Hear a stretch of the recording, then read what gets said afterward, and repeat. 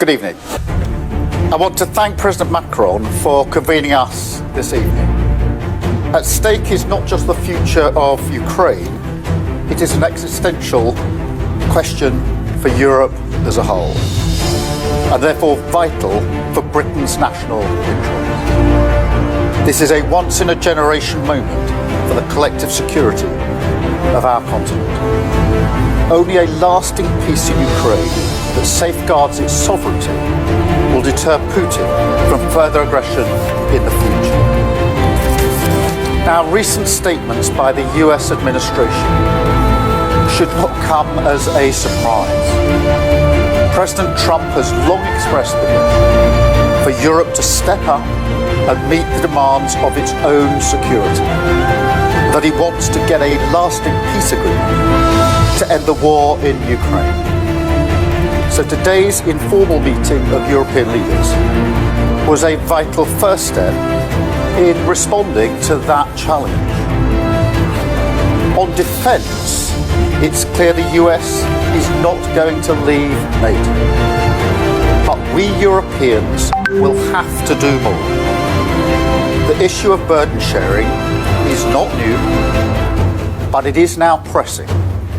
And Europeans will have to step up, both in terms of spending and the capabilities that we provide.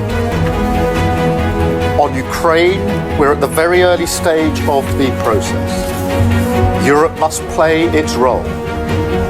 And I'm prepared to consider committing British forces on the ground, alongside others, if there is a lasting peace agreement. But there must be a US backstop, because a US security guarantee is the only way to effectively deter Russia from attacking Ukraine again. So I will go to Washington next week to meet President Trump and to discuss what we see as the key elements of a lasting peace.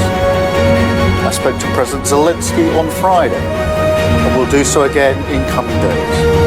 And we envisage a further meeting with European colleagues when I return from the US. In this moment, we have to recognise the new era that we are in, not cling hopelessly to the comforts of the past. It's time for us to take responsibility for our security, for our continent.